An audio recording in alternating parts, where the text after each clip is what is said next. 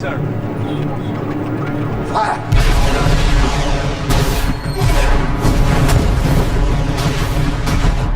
ዓለም እስከዛሬ ድረስ አይታው የማታውቀው ታላቅ ፍንዳታ በመካከለኛው ምስራቅ ሰማይ ላይ ማስተጋባት ጀምሯል። We start in the US, where President Trump has warned Iran that time is running out for it to negotiate a deal on nuclear weapons. He said the next attack will be far worse than the US strikes on Iran's nuclear. ፕሬዝዳንት ትራምፕ የጦርነት ነበልባሉን ለኩሰውታል። የኢራን ሚሳኤሎች በአሜሪካ ጦር ላይ አነጣጥረዋል። Obliterated Iran's nuclear capacity in Operation Midnight. 22 years to do that, and we were right at the end. They were about a month away from having a nuclear. የዓለምን የነዳጅ መስመር የሚዘጋውና የቀጠናውን ካርታ ሊቀይር የሚችለው ታላቁ ጦርነት በመካከለኛው ምስራቅ ተደግሷል። ፕሬዝዳንት ዶናልድ ትራምፕ በመላው ዓለም ላይ የመሬት መንቀጥቀጥ የሚያስከትለውን የጦርነት እሳት ለኩሰውታል። ትራምፕ ለጦራቸው ትዕዛዝን አስተላልፈዋል። ኢራን በአስቸኳይ ካልተስማማች ደም አፍሳሽ የአየር ድብደባ ይጀምር ብለዋል። قضاوت میکنه و هم بدانه که معمولاً مستبدین و مستکبران عالم از قبیل فرعون و نمرود و መረጠችም የኢራን ጀነራሎች ለአሜሪካ እጅ አንሰጥም እናጠፋቸዋለን ሲሉ አስፈሪ ዛቻን ሰንዝረዋል። ከመሬት በታች ለዓመታት ተደብቀው የነበሩት አውዳሚ ሚሳኤሎች ዛሬ አፋቸውን ወደ እስራኤልና ወደ አሜሪካ የጦር ሰፈሮች ላይ አዙረዋል። የሁለቱ ሀገራት ውጥረት ከመካከለኛው ምስራቅ አልፎ መላው ዓለምን ከፍተኛ ስጋት ላይ ጥሏል። መላው ቀጠና እየተናጠ ይገኛል። ሳውዲ አረቢያና የተባበሩት አረብ ኤሚሬቶች አሜሪካን የአየር ክልላችንን አትጠቀምም ማለት ፊታቸውን አዙረዋል። በሌላ በኩል ሂዝቦላና በመላው መካከለኛው ምስራቅ የሚገኙ ታጣቂ ቡድኖች ከኢራን ጎንነን ብለው የጦር መሳሪያቸውን አውጥተዋል። አሜሪካና ኢራን ወደማይመለሱበት ጥፋት እያመሩ ይገኛሉ። ይህ ጦርነት የኢራንና የአሜሪካ ብቻ ይሆን ወይስ የሶስተኛው የዓለም ጦርነት መጀመሪያ ይሆን? ዘገባችን በዝርዝር የምንመለከታቸው ጉዳዮች ናቸው። ከመካከለኛው ምስራቅ ያለው አሁናዊ አዳዲስ መረጃዎች በዘገባችን በዝርዝር ተካተዋል። እስከ መረጃችን ፍጻሜ አብራችሁን ተቆዩ ዘንድ ግብዣችን ነው። እንደ ሁሉ ጊዜው ቪዲዮ ላይክ እና ሼር በማድረግ ጀምሩ። አዲስ የሆናችሁ ደግሞ ሰብስክራይብ በማድረግ ተአማኒ ዓለም አቀፋዊ መረጃዎችን ከኛ ዘንድ ያገኙ። አሁን ወደ ዝርዝሩ እናመራለን። በመካከለኛው ምስራቅ ዛሬ የምናየው አስፈሪ ውጥረት በአንድ ጀንበር የተከሰተ ድንገተኛ ክስተት አይደለም። የአሜሪካና የኢራን ግንኙነት ላለፉት 4 አስርት ዓመታት በጠላትነት በሴራና በበቀል እየታጀበ የመጣ ክስተት ነው። እንደ አውሮፓውያኑ ዘመን አቆጣጠር በ1979 የተካሄደው የኢራን አብዮትና በቴሄራን የአሜሪካ ኤምባሲ መያዝ በሁለቱ ሀገራት መካከል የማይታረቅ ቁስልን ጥሎ አልፏል። ከዚያን ጊዜ ጀምሮ ዋይት ሃውስ ኢራንን የሽብርተኝነት ስጋት ስትላ ቴሄራን ደግሞ አሜሪካንን ታላቁ ሰይጣን በማለት ትጠራለች። ባለፉት ዓመታት ይህ ፍጥጫ በሳንክሽን በሳይበር ጥቃትና በወኪል ጦርነቶች ፕሮክሲ ዋርስ ውስጥ አልፎ ዛሬ ወደ ቀጥታ ጦርነት አፋፍ ላይ መጥቷል። በተለይም ፕሬዝዳንት ዶናልድ ትራምፕ ከታሪካዊው የኒኩሌር ስምምነት መውጣታቸውና በኢራን ላይ ከፍተኛ ጫና የመፍጠር ፖሊሲ መከተላቸው እሳቱን ይበልጥ አቀጣጥሎታል። ኢራን በበኩሏ የኒኩሌር መርሃ ግብሯን በማፋጠንና ሚሳኤሎቿን በማዘጋጀት ለአሜሪካ ያላትን ንቀት በተግባርም ለማሳየት እየሞከረች ትገኛለች። አሁን ግን ጨዋታው ተቀይሯል። ትራምፕ በድጋሚ ወደ ስልጣን ሲመጡ የሰጡት የመጨረሻ ማስጠንቀቂያና የኢራን ጀነራሎች የሰነዘሩት የጥፋት ዘመቻ ዓለምን ወደማይመለስበት አዘቅት እየከተተ ይገኛል። አሜሪካ የአየር የበላይነቷን ተጠቅማ ኢራንን ለማንበርከክ ስትዘጋጅ፣ ኢራን ደግሞ ከመሬት በታች በገነባቻቸው የሚሳኤል ከተሞችና በቀጠናው ባለው ታማኝ ታጣቂዎች አሜሪካንን ለመቅበር ዝግጁ ነኝ ያለችም ትገኛለች። ይህ በታሪክ ታይቶ የማይታወቅ የኃይል ፍጥጫ መካከለኛው ምስራቅን ብቻ ሳይሆን መላው ዓለምን ሊያጠቃ የሚችል የቀጥታ ጦርነት መጀመሪያም ሆኗል። የአሜሪካው ፕሬዝዳንት ዶናልድ ትራምፕ ወደ ዋይት ሃውስ ከተመለሱ በኋላ ለኢራን የሰጡት ቀነ ገደብም አብቅቷል። ትራምፕ በግልጽ እንደተናገሩት ኢራን የኒኩሌር መርሃ ግብሯን በአስቸኳይ ካላቆመችና አዲስና ጥብቅ ስምምነት ካልፈረመች አሜሪካ በታሪኳ አድርጋ የማታውቀውን አውዳሚ ወታደራዊ ጥቃት በኢራን ላይ ትሰነዝራለች ብለዋል።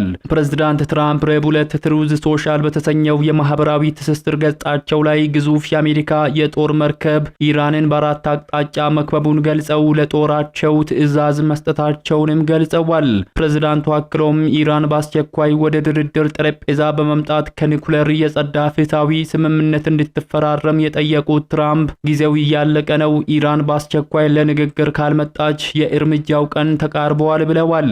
ባለፈው ሰኔ ወር ላይ አሜሪካ በ3 የኢራን የኒኩሌር ጣቢያዎች ላይ የፈጸመችውንና 430 ሰዎች የተገደሉበትን ጥቃት ያስታወሱት ትራምፕ ቴሄራን አሁን ስምምነት ካልፈጸመች የሚቀጥለው ጥቃት በእጅጉ የከፋ እንደሚሆን አስጠንቅቀዋል። ይህ ዛቻ ግን እንደ ቀድሞው በንግግር ብቻ የተገደበም አይደለም። የአሜሪካ የጦር መርከቦች በፋርስ ባህረ ሰላጤ ላይ ተደርድረዋል። የቢ52 ስትራቴጂካዊ ቦምብ ጣይ አውሮፕላኖች ከአሜሪካ ተነስተው ወደ መካከለኛው ምስራቅ አቅንተዋል። የአሜሪካ የመረጃ ምንጮች እንደሚጠቁሙት የትራምፕ ትዕዛዝ የኢራን የኒኩሌር ማዕከላት፣ የነዳጅ ማጣሪያዎችና ዋና ዋና የጦር ሰፈሮችን ኢላማ ያደረጉ ናቸው። አሜሪካ ቀዶ ጥገና ወይንም ሰርጂካል ስትራይክ የተባለ ጥቃት በመሰንዘር የኢራንን ኢኮኖሚና ወታደራዊ አቅምን ሽባ ለማድረግ ማቅዳለች። ነገር ግን ትልቁ ጥያቄ አሜሪካ ይህንን ግዙፍ ጥቃት ብቻዋን ትወጣዋለች ወይስ የአካባቢው አጋሮቿ ድጋፍ ያደርጉላታል የሚለው ነው። የትራምፕ አስተዳደር አሁን ያለበት ትልቁ ፈተና የሳውዲ አረቢያና የኤሚሬትስ እምቢተኝነት ነው። አሜሪካ በአረብ ሀገራት ያሏትን የጦር ሰፈሮቿን ተጠቅማ ኢራን ላይ ጥቃት ለመሰንዘር የፈለገች ቢሆንም የሪያድና የአቡዳቢ መሪዎች ግን የአየር ክልላችንን ለጦርነት አንፈቅድም ማለታቸው ዋይት ሃውስን አስደንግጧል። ይህ ሁኔታ አሜሪካ ወደ አዲስ ስትራቴጂ እንድትገባም አስገድዷታል። በሌላ በኩል በቴሄራን የሚገኘው የእስላማዊ አብዮት ጠባቂ ሰራዊት IRGC ለትራምፕ ዛቻ ምላሽ የሰጠው በተግባር ነው። የኢራን ከፍተኛ ጄኔራሎች ከመሬት በታች በመቶዎች የሚቆጠሩ ሜትሮች ጥልቀት ላይ የተገነቡትን የሚሳኤል ከተሞች ለዓለም ሚዲያዎች በከፊልም አሳይተዋል። እነዚህ ከመሬት በታች ያሉ ዋሻዎች በሺዎች የሚቆጠሩ ባሊስቲክ ሚሳኤሎችን የያዙ ሲሆን በደቂቃዎች ውስጥ ለተኩስ ዝግጁ መሆን የሚችሉ ናቸው ተብሏል። የኢራን ጀነራሎች በሰጡት መግለጫ አሜሪካ የመጀመሪያውን ጥይት ልትተኩስ ትችላለች፣ ነገር ግን ጦርነቱን የምናጠናቅቀው እኛ ነን ብለዋል። ኢራን ለአሜሪካ እጅ እንደማትሰጥና ማንኛውንም ጥቃት ከተሰነዘረባት በእስራኤል ዋና ዋና ከተሞችና በመካከለኛው ምስራቅ ባሉ የአሜሪካ የጦር ሰፈሮች ላይ የእሳት ዝናብ እንደምታዘንብም ዝታለች። የኢራን ስትራቴጂ ግልጽ ነው። አሜሪካንን በቀጥታ ከመቅጠም ይልቅ የቀጠናውን የነዳጅ መስመር ስትሬት ኦፍ ሆርሙዝን በመዝጋት የዓለምን ኢኮኖሚ ማሽመድመድና በመቶዎች የሚቆጠሩ ሚሳኤሎችን በአንድ ጊዜ መተኮስ የአሜሪካን የመከላከያ ጋሻ አይረን ድሮም ኤንድ ፕሮትሬት ሲስተምን ማዳከም ነው። የኢራን ጀነራሎች መቃብራችሁን ቆፍሩ እያሉ ያሉት በድፍረት ነው። ምክንያቱም ለዓመታት ለዚህ ቀን ሲዘጋጁም ቆይተዋል። የኢራን የውጭ ጉዳይ ሚኒስትር አባስ አራጋቺ በበኩላቸው ሀገራቸው የአሜሪካን ዛቻ እንደማትቀበልና ጥቃት ሊሰነዘርብኝ ነው በሚል ስጋት ወደ ድርድር እንደማትመለስም አስታውቀዋል። በቅርቡ ቀናት በኔና በአሜሪካ ልዩ መልእክተኛ ስቲቭ ዋቲኮቭ መካከል ምንም አይነት ግንኙነት አልነበረም፣ የድርድር ጥያቄም አልቀረበንም ያሉት ሚኒስትሩ አቋማችን ግልጽ ነው፣ ድርድር ከዛቻ ጋር አብሮ አይሄድም ሲሉ ለቴሄራን መገናኛ ብዙሃን ተናግረዋል። የኳታር ዩኒቨርሲቲ ዓለም አቀፍ ግንኙነት ፕሮፌሰር አድናን ሃይጂያኒ በበኩላቸው ይህ የአሜሪካ እርምጃ ኢራንን የምንላችሁን ካልሰማችሁ ሚሳኤል ይዘንብባችኋል ብሎ ለማስፈራራት የታለመ የጉልበት ማሳያ ነው ብለዋል።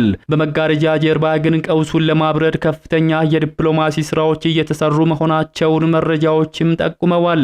የቱርኩ የውጭ ጉዳይ ሚኒስትር ሃካን ፊዳን ለአልጀዚራ እንደገለጹት ኢራን በኒኩሌር ጉዳይ ላይ ለመደራደር ዝግጁ ናት ሲሉ ተደምጠዋል። ይሁን እንጂ ሁለቱ ሀገራት ጦራቸውን ለጦርነት ዝግጁ አድርገዋል።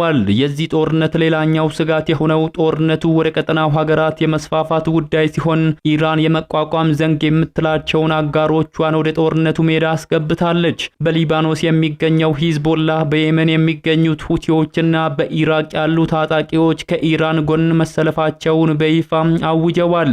በተለይም ሂዝቦላህ በመቶ ሺዎች የሚቆጠሩ ሚሳኤሎችን ወደ እስራኤል በማነጣጠር ሁለተኛ ግንባር ለመክፈትም ተዘጋጅታለች። ይህ ማለት አሜሪካ ኢራንን ካጠቃች እስራኤል በሁሉም አቅጣጫ በሚመጡ ሚሳኤሎች ትወረራለች ማለት ነው። በጣም አስገራሚው ክስተት ግን የሳውዲ አረቢያና የተባበሩት አረብ ኤሚሬቶች አቋም ነው። እነዚህ ሀገራት ከዚህ ቀደም የኢራን ቀንደኛ ጠላቶች የነበሩ ቢሆንም አሁን ግን ለአሜሪካ ጥቃት የአየር ክልላችንን አንሰጥም ማለታቸው የጂኦፖለቲካዊ ለውጡን ያሳያል። ሳውዲ አረቢያ የራስዋን የኢኮኖሚ ራዕይ ለማሳካት ሰላምን ትፈልጋለች። በኢራንና በአሜሪካ ጦርነት መሃል ገብታ የነዳጅ ማውጫዎቿን እንዲወድሙባት አትፈልግም። የአረብ ሀገራት እምቢተኝነት አሜሪካን ብቻዋን ሜዳው ላይ አስቀርቷታል። እንግዲህ ዓለም ዛሬ የቆመችው በታሪክ እጅግ አደገኛ በሆነው መስቀለኛ መንገድ ላይ ነው። ይህ ውጥረት ከሁለቱ ሀገራት የቃላት ጦርነት አልፎ የምድራችንን የኃይል ሚዛን የሚቀይር ታላቅ ግጭት ለመሆንም ተቃርበዋል። በአንድ በኩል ፕሬዝዳንት ዶናልድ ትራምፕ የአሜሪካን ክብርና ደህንነት መልሳለሁ በሚል ጽኑ አቋም የጦር መሳሪያዎቻቸውን ወደ ቴህራን አዝምተዋል። የትራምፕ አስተዳደር ኢራንን በኢኮኖሚ ብቻ ሳይሆን በወታደራዊ ኃይል የማንበርከክ ፍላጎቱ አሁን ከየትኛውም ጊዜ በላይ ግልጽ ሆኗል። በሌላ በኩል ደግሞ ለዓመታት ለዚህ ቀን ስትዘጋጅ የቆየችው ኢራን ትገኛለች።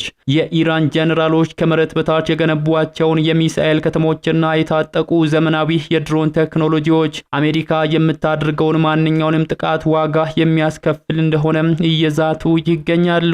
ኢራን እጅ አንሰጥም ስትል በባዶ ዘመቻም አይደለም። በመላው መካከለኛው ምስራቅ እንደ ሸረሪት ድር የተዘረጉ የሂዝቦላ የሁቲዎችና የሌሎች ታጣቂ ቡድኖች ዝግጅት ጦርነቱ ቢነሳ አሜሪካና እስራኤልን በብዙ ግንባር እንደሚዋጉ ፍንጭ እየተሰጠ ይገኛል።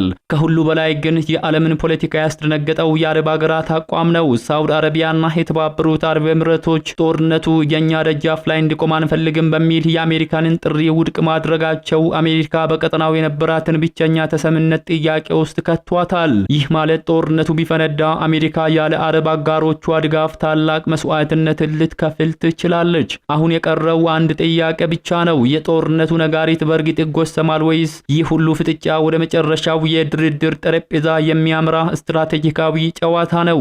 ሚሳኤሎቹ ከአስፈሪ የከርሰ ምድር ዋሻዎች ወጥተው ወደ ሰማይ ከተወነጨፉ መካከለኛው ምስራቅ ብቻ ሳይሆን የዓለም የነዳጅ ገበያና ዓለም አቀፍ ኢኮኖሚ አብሮ ይነዳል።